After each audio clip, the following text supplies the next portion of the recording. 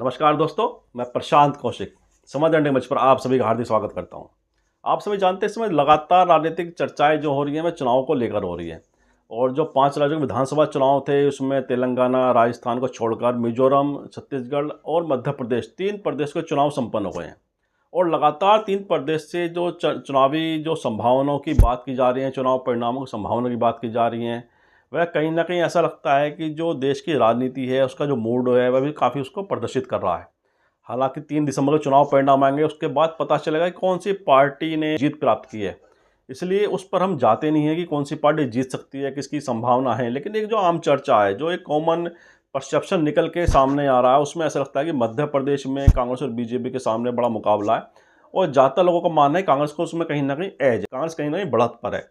तो ऐसी जो चर्चाएं हैं वह लगातार बनी हुई हैं। छत्तीसगढ़ चुनाव को लेकर भी उसमें कहा जाए कांग्रेस की संभावना ज़्यादा है।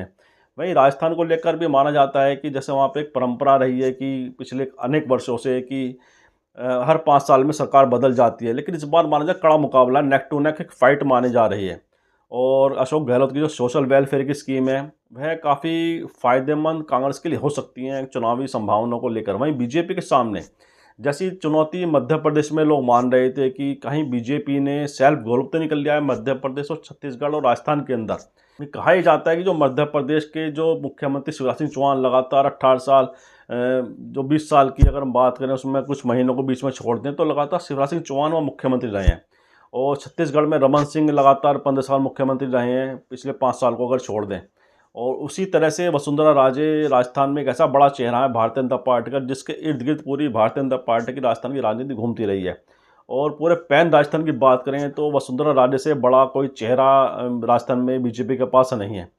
तो लेकिन जो एक सामने लगातार जो बातें सामने आ रही हैं और जिस तरह से बीजेपी के अंदरूनी संघर्ष जो जिसकी बात लगातार राजनीतिक हलकों में व्याप्त है, उससे लगता है कि बीजेपी जो प्रादेशिक नेतृत्व है, जो चाहे शिवराज सिंह चौहान हो मध्य प्रदेश के अंदर, रमन सिंह चाहे छत्तीसगढ़ के अंदर हो, वैसी वसुंधरा राजे सिंधिया जो राजस्थान में सबसे बड़ा चेहरा है बीजेपी का, उनको जिस तरह से कहीं ना कहीं कमतर दिखाने की कोशिश की गई है, उनको कहीं ना कहीं साइडलाइन करने की कोशिश की गई है, क्या उससे बीजेपी ने खुद एक सेल्फ गोल कर लिया है? ये आज बड़े प्रश्न लगातार राजनीतिक हलकों में है। और एक वीडियो इस समय वायरल हो रहा है, हालांकि हम उसकी पुष्टि नहीं करते हैं, लेकिन जो वीडियो वायरल हो रहा है उसमें बड़ा स्पष्ट रूप से वसुंधरा राजे को जिस तरह से उनको अनदेखा किया गया, वह इस समय लगातार चर्चाओं में बना हुआ है। उस वीडियो में बड़ा स्पष्ट है कि जब जेपी नड्डा जी बीजेपी के राष्ट्रीय अध्यक्ष हैं और केंद्रीय मंत्री गजेंद्र शेखावत के साथ मंच पर वसुंधरा राजे भी उस जगह पर हैं, और एक घोषणा पत्र जो बीजेपी अपना जारी करी है राजस्थान के लेकर, उसके जो पंपलेट हैं, उसके जो ब्रोशर जो उन्होंने छापे हैं,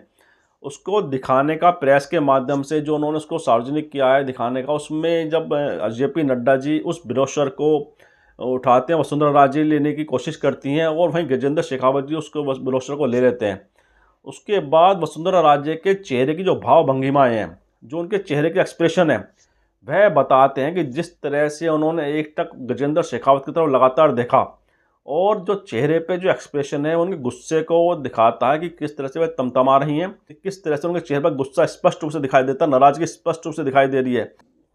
और जो ब्रोशर जेपी नड्डा के द्वारा जो उठाया जाता है उसको गजेंद्र शेखावत ले लेते हैं वसुंधरा राजे के हाथ से, और उसके पश्चात वह उनके पीछे से वसुंधरा जी के पीछे से किसी को कहते हैं दूसरा ब्रोशर लेने के लिए, उसके बाद वह उन्हें वसुंधरा राजे को देते हैं, गजेंद्र शेखावत।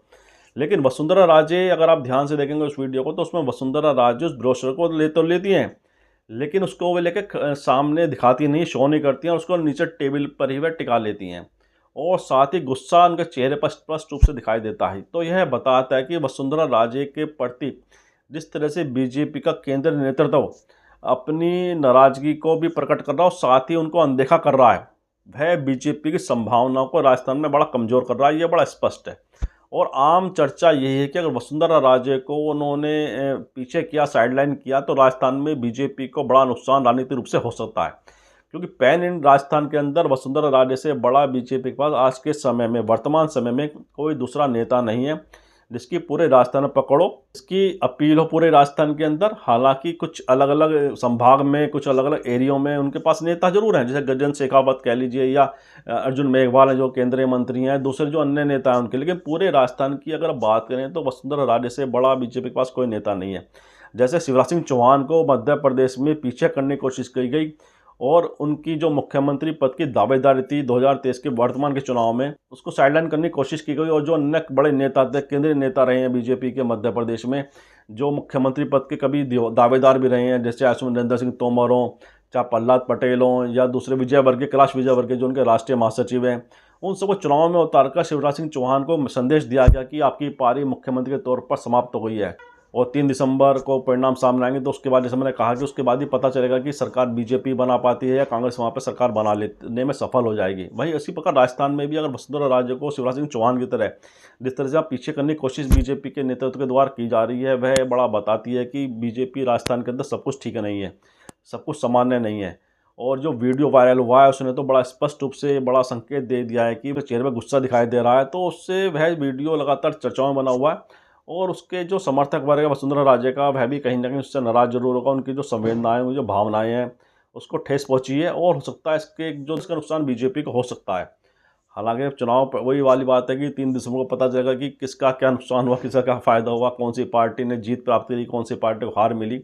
हालांकि लेकिन इस तरह की जो बातें होती हैं, इस तरह की जो राजनीतिक इस तरह के जो वीडियो सामने आते हैं, इस तरह की जो घटनाएं सामने आती हैं, वह निश्चित रूप से राजनीतिक पार्टियों के नफ़ा और नुकसान दोनों तय कर देती हैं, किसको इसमें क्या नुकसान राजनीतिक रूप से हो सकता है। अगर वसुंधरा राजे को वहाँ पर उनका कद घटाने की कोशिश बीजेपी नेतृत्व करता है, तो उसका नुकसान भी शायद बीजेपी को बड़े स्तर पर उठाना पड़ सकता है। ऐसी एक आम चर्चा है। तो ये बीजेपी के केंद्रीय नेता को सोचना पड़ेगा कि अगर उन्हें राजस्थान में अपनी संभावना को मजबूत रखना है, तो वसुंधरा राजे को आप दरकिनार नहीं कर सकते हैं। तो सवाल राजनीतिक हलकों में ये भी है कि क्या सिंधिया परिवार का जो एक राजनीतिक प्रभाव है देश की राजनीति में, चाहे प्रदेश की राजनीति में, क्या वह एक ढलान पर है? क्योंकि हम देखते हैं वसुंधरा राजे सिंधिया और केंद्रीय बीजेपी का जो राष्ट्रीय नेतृत्व है, उसके बीच समन्वय नहीं है। और लगातार ही चर्चाएं लगातार आम है कि दोनों के बीच बड़ा कम्युनिकेशन का गैप बहुत ज़्यादा है। और आम चर्चा ये है कि कहीं ना कहीं बीजेपी का राष्ट्रीय नेतृत्व वसुंधरा राजे को राजस्थान की राजनीति से अलग करना चाहता है। उसी प्रकार हम देखें, अगर मध्य प्रदेश की बात करें, जो उनकी छोटी बहन है वसुंधरा राजे सिंधिया की, यशोधरा राजे सिंधिया, उन्होंने चुनाव लड़ने से मना कर दिया था। वहाँ पर जो बीजेपी की जो समितियाँ थी चुनाव की प्रबंधन की, उसमें कहीं भी वह शामिल नहीं रही। तो क्या उनकी भी नाराजगी थी वहाँ पर जो उन्होंने चुनाव लड़ने को मना किया? और ज्योतिराज सिंधिया का भी जो मध्य प्रदेश की राजनीति में बीजेपी के अंदर जो प्रभाव है, वह भी लगातार चर्चाओं बना रहा है कि क्यों बीजेपी के द्वारा ही जो नेता कार्यकर्ता रहे हैं, उनके साथ ज्योतिराज सिंधिया का समन्वय उतना मजबूत अभी तक नहीं बन पाया है जितनी अपेक्षा बीजेपी को रही होगी।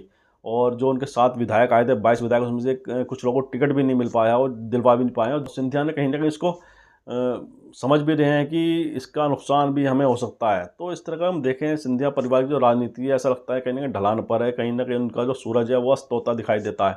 तो राजनीति किस करवट बैठेगी, किस तरफ दिशाएगी, किस दिशा में जाएगी, उसकी दशा क्या होगी, ये तो 3 दिसंबर चुनाव परिणाम आएंगे, उसके बाद पता चलेगा। लेकिन लगातार जिस तरह की घटनाएं सामने आ रही हैं बीजेपी के दृष्टिकोण से, वह उनके लिए ठीक नहीं है, अच्छे संकेत नहीं है। इसको लेकर जो राजनीति हो रही है, वह भी स्पष्ट रूप से संकेत दे रही है कि बीजेपी, ऐसा लगता है कि अपनी रणनीतियों के द्वारा खुद ही अपने को कहीं ना कहीं वह कमज़ोर साबित कर रही है, ऐसा लगता है। और अगर वसुंधरा राजे सिंधिया जो बड़ा नाम है बीजेपी का राजस्थान में, उसको उनके साथ अगर ऐसा व्यवहार किया जाएगा जो वीडियो में सामने आ रहा है, तो निश्चित रूप से दुष्परिणाम भी बीजेपी के लिए हो सकते हैं। ये ऐसी चर्चा लगातार बनी हुई हैं।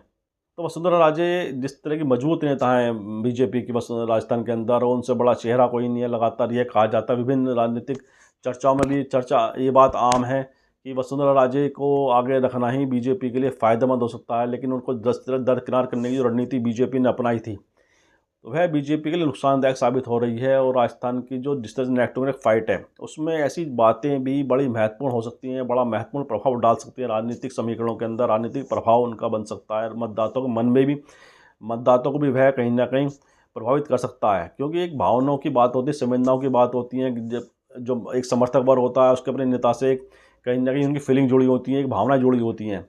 अगर उन भावनाओं को ठेस पहुँचेगी, तो उसका प्रभाव भी मतदान के अंदर भी दिखाई देता है, और वोटिंग पैटर्न में भी उसका प्रभाव दिखाई देता है। अगर जो समर्थक वर्ग होता है किसी नेता का, उसको ये लगता है कि मेरे नेता का अपमान हो रहा है, मेरे नेता को अपमानित किया जा रहा है बड़े स्तर पर, बड़े नेताओं के द्वारा, तो वह नेता भी उदासीन हो सकता है, उसके जो समर्थक वर्ग है वह भी उदासीन हो सकता है। अगर उसका समर्थक वर्ग जो नाराज़ होकर घर बैठ गया, वह उदासीन हो गया, उसने राजनीतिक रूप से सक्रियता अपनी बहुत सीमित कर ली, बहुत कम कर ली, तो उसका जो नुकसान है वह संबंधित पार्टी को हो सकता है, संबंधित दल को हो सकता है। और उसका फ़ायदा उसके अपोनेंट हैं, जो उसका विपक्षी दल है, जो उसका विरोधी दल है, उसको निश्चित रूप से उसका लाभ मिल सकता है। और ये चर्चा लगातार इसलिए हम बार बार कह रहे हैं कि चर्चा आम है कि वहाँ पे बीजेपी भी चुनाव में कोई उसके लिए आसान राजस्थान में चुनाव नहीं है। और साथ ही अशोक गहलोत की सोशल वेलफेयर की स्कीम है, उसने काफ़ी अशोक गहलोत को पॉपुलर किया हुआ है राजस्थान के अंदर। और इसलिए कोई मुद्दा भी अशोक गहलोत के लिए बीजेपी ऐसा कोई मुद्दा उनके सामने खड़ा नहीं कर सके जिसमें अशोक गहलोत को घेर सकें, अशोक गहलोत की आलोचना कर सकें। इसलिए प्रधानमंत्री जी के भाषण सुने या जो उनके बड़े नेता उनके भाषण सुने, तो उसमें आपको ऐसा कुछ मिलने का नहीं है कि अशोक गहलोत की कोई नीतियों की वह आलोचना कर पा रहे हों। 3 दिसंबर को चुनाव परिणाम आएंगे, उसके बाद ही सब कुछ स्पष्ट होगा कि मतदाताओं ने, पांचों राज्यों के मतदाताओं ने किस पार्टी के पक्ष में अपना मत देकर उनको सत्ता सौंपी है। और उसके बाद देश की राजनीति के जो समीकरण है वह किस तरह से बनेंगे, किस तरह से बिगड़ेंगे, किसकी दिशा क्या होगी, उसकी दशा क्या होगी, उस पर भी हम चर्चा लगातार करते रहेंगे आपसे। और इन शब्दों के साथ आज की चर्चा को विराम भी देते हैं और हम आपसे भी आग्रह करते हैं इस वीडियो को लाइक करें, शेयर करें, कमेंट करें। साथ ही संवाद इंडिया चैनल को सब्सक्राइब करना, बेल आइकन जरूर दबाएं, जिससे संवाद इंडिया अपडेट आपको समय से मिलते रहे। आप सभी का बहुत बहुत धन्यवाद, बहुत बहुत धन्यवाद।